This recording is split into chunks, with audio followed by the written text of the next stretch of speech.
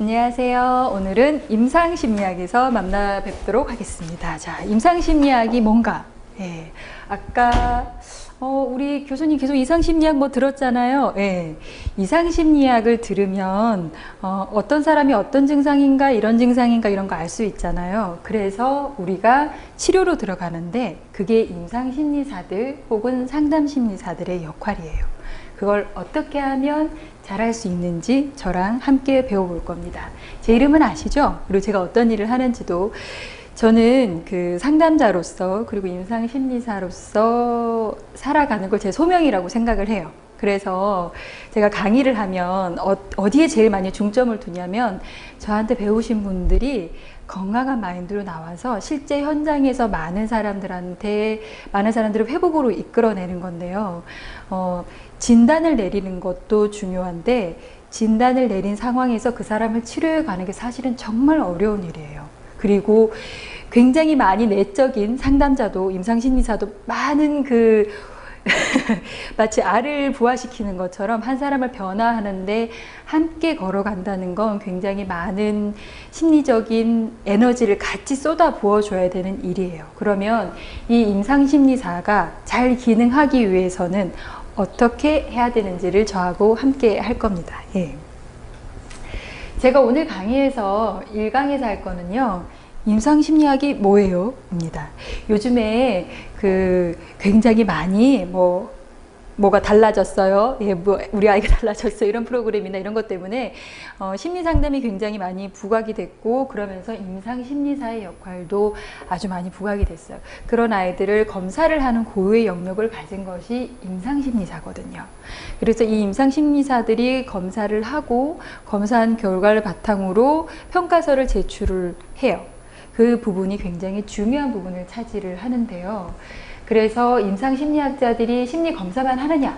꼭 그런 건 아니에요. 그래서 어떤 역할들을 하는지 제가 오늘 알려드릴 건데요.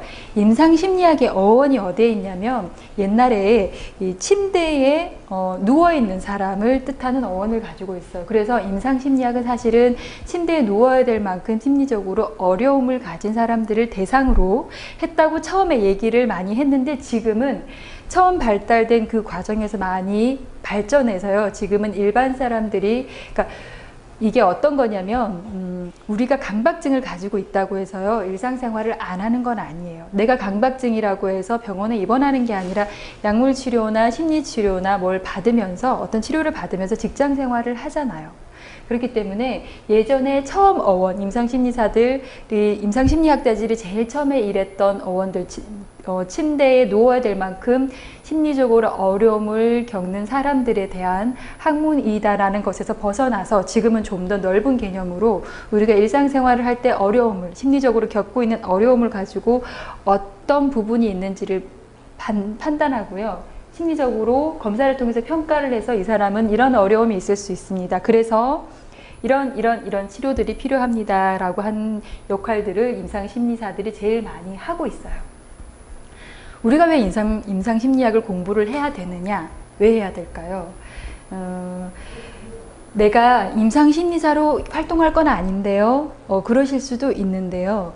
내가 만약에 사회복지사로 어떤 현장에서 일을 하면요. 임상심리사랑 같이 일을 해야 될 일이 있어요. 내가 임상심리학자가 어떤 일을 하는지, 임상심리사가 어떤 역할을 하는지를 알면 그 사람하고 코어하기가 굉장히 좋아요. 내가 그 사람의 역할을 정확하게 알고 있으면 그 사람을 내가 원하는 어떤 사회적인 체제 내에서 필요한 도움을 이끌어내는데 여러분들한테 굉장히 많이 도움이 될 수가 있어요. 그래서 공부를 해야 되는 이유도 있고 사실은 상담을 공부하시는 분들이 임상심리사 자격증이 굉장히 관심이 많으실 거예요. 이 과목이 시험에 필수예요. 제가 마지막에 알려드릴 텐데 그러면 임상심리학자들이 왜 수련이 필요한가요? 예, 의사들이 한 사람이 의사로 태어나기 위해서 한 10년 정도 수련을 받잖아요. 사람을 진단해내는 평가를 하는 일을 하는 사람들도 그거와 마찬가지의 수련 기간을 거칩니다. 그래서 시험에 따라서 또 자격증에 따라서 수련이 필요한 과목도 있고 아닌 과목도 있는데요. 상담심리사도 그렇고 임상심리사도 그렇고 수련은 제가 보기에 필수인 것 같아요. 왜 필수이냐고요? 뒤에 알려드릴게요. 그리고 임상심리학자들이 어떤 분야에서 지금 일하고 있는지, 내가 이거 시험 이거 공부하고 또 임상심리사를 나중에 따게 됐을 때 나는 어디로 취업할 수 있을까를 제가 좀 알려드릴 거예요. 그리고 이 과목이 어느 시험에 나오는지, 그럼 나는 어떤 자격증을 준비해야 되는지, 사실 이거 잘 가르쳐 주시지 않아요. 왜냐하면 그냥 다 안다고 생각하기 때문에. 근데 이게 웹사이트나 포털 사이트에서 검색해 보시면 너무 유사한 게 많은 거예요. 이게 어디 부처에서 보관해서 뭐가 국가자격증인 건지 뭐가 민간자격증인 건지 좀 헷갈려 하실 수가 있는데, 저는 국가자격증을 한 학기에 석사과정 할 때 한 학기에 하나씩 땄어요. 하나씩 이렇게. 그때 제가 느꼈던 거는 사람들이 생각보다 정보에 빠르지 않아서 준비해서 한꺼번에 칠 수 있는 과목을 못 치는구나라는 걸 알았던 게, 임상심리학 하나만 공부해도요 여러 가지 중복되는 과목이 많아요. 예를 들어서 여기에 나오는, 제가 이론을 알려드릴 텐데, 이론이 사회복지의 인간행동과 사회환경이나 사회복지 실천론, 실천기술론이라도 굉장히 많이 중복되는 부분이 있거든요. 그래서 자격증 공부하실 때 띄엄띄엄 하지 마시고 과목을 한꺼번에 공부해서 시험을 치시면 훨씬 더 효율적이에요. 그래서 제가 어떤 시험이 있는지를 알려드릴 거예요. 자, 임상심리학을 제가 소개하겠습니다. 여러분들은 임상심리학자가 어떤 일을 한다고, 제가 아까 심리검사한다고 미리 말을 했는데, 어떤 역할을 하냐면요, 심리검사를 주로 많이 해요. 이분들이 주로 하는 일이, 제일 많이 하는 역할들이 정신과 안에서 심리평가를 하는 일들을 주로 많이 하세요. 우리가 풀 배터리라는 검사가 있어요.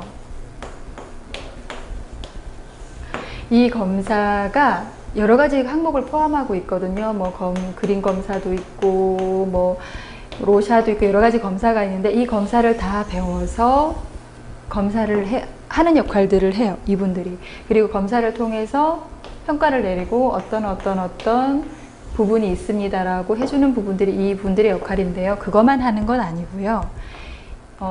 여러 가지 역할들을 하는데, 뭐 교수로 활동하시는 분도 있고요. 그리고 연구 활동을 하시는 분도 있고, 그리고 실제 현장에서 심리치료나 미술치료 이런 부분들을 같이 하시는 분들도 있으세요. 근데 임상심리학자들의 정말 고유한 영역은 심리평가인데요. 임상심리사라고 한번 쳐보세요. 요즘에 예전에 비해서 임상심리사를 채용하는 기관이 굉장히 많아졌어요. 그리고 예전에는 정규직으로만 일을 했잖아요. 지금은 그렇지 않아요. 지금은 그 파트타임으로도 굉장히 많이 활동을 하세요. 임상심리사들이 그 현장에서 지금 하는 일들이 예전에 비해서 제가 보기에는, 예전에 예를 들어서 예전에 3이었다 하면 지금은 한 90 정도의 역할이 더 많이 늘어나지 않았을까라고 생각을 해요. 왜냐하면 사회가요, 좀 이렇게 뭐랄까 좀 무미건조해지면요, 내 내면을 들여다보기 시작해요. 자, 생각해 보세요. 6.25에 생리상담소를 차렸으면, 물론 외상후 스트레스 장애 때문에 올 수도 있었겠지만 거기 왔겠어요? 당장 내가 먹고 사는 게 굉장히 어려운데, 우리나라가 OECD 국가에 진입하고요. 그리고 뭔가 경제적으로 안정이 되고, 경제적으로 안정이 된 것들이 뭔가 편안함을 주기 시작하면서, 내가 내 정신건강에 대해서 사람들이 살펴보기 시작했어요. 내가 이러면 행복한가? 행복하지 않은가? 그래서 사람들이 상담실에 가서 뭔가를 도움을 받는 것들에 대해서 예전보다는 불편하지 않게 생각하기 시작했어요. 예전에는 막 학교 다닐 때도요, 상담 받는다고 하면 뭔가 문제가 막 많아서 가고, 막 뭔가 맞아야 될 일이 있을 때 가거나 막 그렇잖아요. 근데 지금은 내가 좀 더 건강하게 살기 위해서 내 상태가 어떤가를 보기 위해서도 많이 방문을 하기 때문에, 제가 보기에는 상담도 임상도 앞으로 계속 역할이 더 많아지지 않을까라고 생각을 해요. 제일 처음에 제가 공공기관에 입사했을 때하고요, 지금 임상심리사나 상담심리사를 요구하는 영역이 굉장히 많이 달라요. 여러분들이 왜 어디 공부하면서 늘 찾아보잖아요. 어떤 일자리가 나오나, 나는 어떤 일자리를 미리미리 준비해야 되나 보면, 그 일자리 구인 구직에서도요, 임상심리 한번 쳐보세요. 굉장히 많이 나와요. 제가 강의하기 전에 한번 치고 왔었거든요. 예전에 만약에 6개 나왔다. 지금은 30개 정도가 나오고 있어요. 파트로든 정규직으로든. 그러니까 저하고 공부 열심히 하시고요. 미래의 임상심리사로서, 상담심리사로서 여러분들이 잘 활동하기 바랍니다. 그때 저 모른 척 하시면 안 됩니다. 자, 이 심리상담사에서 우리가 지금 심리상담사 과정을 하고 있잖아요. 임상심리를 공부를 해야 되는 이유 중에 하나가 뭐가 있냐면요. 이거예요. 임상심리사가 어떤 역할을 하는지 충분한 이해를 하면요. 내가 현장에 나갔을 때 내가 어떤 역할을 해야 되는지를 알아요. 자기 역할을 아는 건 굉장히 중요한데 이게 왜 중요하냐면 이런 부분 때문에요. 내가 A, B, C, D, E 역할을 해야 돼요. 가서. 근데 A, C, D만 듣고 갔어요. 그럼 중간에 빠지잖아요. 이렇게 되면 내가 온전한 현장의 전문가로서 활동하는 데는 뭔가 어려움이 생기기 시작해요.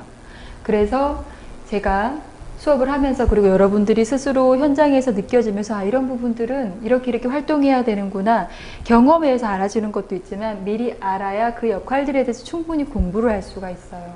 그리고 임상심리를 공부를 해야 되는 가장 큰 이유 중에 하나가 내담자를 어떻게 이해해야 하는지를 제가 알려드릴 거예요. 그리고 어떻게 개입하고 어떻게 치료를 임상심리사로서 해 나가야 되는지를 알려드릴 거예요.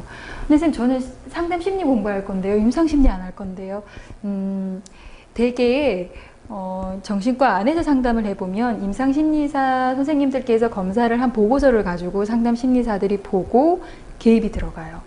그러면 임상심리사 따로 상담심리사 따로 이게 아니에요. 임상심리사 선생님이 하신 검사 결과를 토대로 상담심리사가 한다는 얘기는 같은 영역에 머물고 있다는 얘기예요. 그렇기 때문에 임상심리사가 하는 역할들을 정확히 이해하고 또 내가 임상심리사로 활동할 수도 있잖아요. 그랬을 때 내가 그 사람들은 내담자를 이렇게 보는구나. 그러면 나는 이걸 이렇게 해석해서 이렇게 봐서 이렇게 치료를 들어가야 되는구나를 알아야 되기 때문에 임상심리를 공부를 하시는데요. 실제 공부해 보시면요. 이상심리랑 임상이랑 되게 재밌는 게 많아요. 실제 사람들이 행동하는 거 이렇게 해서 그렇게 행동하는구나 하시는데 임상하고 이상 공부할 때 제일 중요한 게 뭐냐면 뭔가 얘기를 들으시면 떠오르는 사람 있잖아요. 그 사람 이렇게 행동했는데 그 사람 이렇게 했는데 그 사람 이런 증상 아니야 이렇게 하실 수 있는데 촉을 다른 사람 말고요. 자기한테 한번 가져와 보세요. 나는 왜 이렇게 행동하지? 나는 왜 저렇게 행동하지? 이렇게 하시면 훨씬 더 적용하기가 편해요. 나를 이해해 본 사람이 남도 잘 이해할 수가 있거든요. 그래서 우리가 임상심리를 여기서 공부하는 겁니다. 자, 임상심리사가 중요한 이유. 검사 영역은 제가 얘기를 했는데요. 검사는 만들어진 거예요. 근데 여기도 객관적인 검사와 투사적 검사가 있어요. 그래서 임상심리사들이 반드시 하는 게 뭐가 있냐면 수련 과정인데요. 상담도 임상도 반드시 저는 수련 과정을 거쳐야 된다고 생각을 합니다. 왜냐하면 사람이 하는 거예요. 우리가 악기를 연주하잖아요. 사람이 악기를 연주하는데 악기가 소리를 내잖아요. 사람이 연습을 하지만 근데 임상심리사나 상담심리사는 자기가 소리를 내요. 내가 훈련되고 숙련되고 단련될수록 나의 내담자한테, 클라이언트한테 최고의 서비스를 제공할 수가 있어요. 예를 들어서 제가 저는 돼지고기를 굉장히 좋아하는데 저를 찾아온 내담자가 종교나 기타 등등의 이유로 소나 돼지고기 먹는 걸 굉장히 혐오하는 사람인 거예요. 근데 그 검사를 이 심리 검사를 할 때는요. 검사만 하는 게 아니에요. 컴퓨터로 검사하는 게 아니라 1대1로 앉아서 검사를 하거든요. 그때 내가 싫어하는 행동을 하는 그 내담자를 만나잖아요. 그러면 평가자의 평가가 객관적이지 않아질 수가 있어요. 그래서 수련이 필요한데요. 이 심리검사만 하니까 그냥 검사만 하면 되는 거 아니야? 절대 그렇지 않아요. 심리검사를 하고 채점을 하는 사람이 사람이에요. 기계가 하는 게 아니기 때문에 그림검사, 투사검사거든요. 그것을 해석해내는 능력도 임상심리사한테 있습니다. 어떻게 생각하면 사람이 사람을 평가한다는 게 쉬운 일이 아니에요. 근데 그걸 해내는 일을 해야 되기 때문에 자기를 잘 통제할 수 있어야 돼요. 내가 만났어요, 사람을. 근데 뭔가 주지도 않는데 굉장히 미운 사람 있잖아요. 막 그런 사람을 보고 내가 심리검사를 해야 돼요. 그러면 그 사람한테 점수가 내가 나를 통제 못하면 그 사람이 받아야 될 점수보다 내가 흔들릴 수도 있다고요. 그러니까 긍정적으로 얘기할 수 있는 부분도 내가 부정적으로 얘기할 수 있기 때문에 그건 사람이기 때문에 충분히 물론 숙련된 임상심리사들이 제가 그런 일은 거의 본 적이 없지만 충분히 초심자일 때 하다 보면 그런 느낌이 드실 때가 있어요. 그걸 역전이라고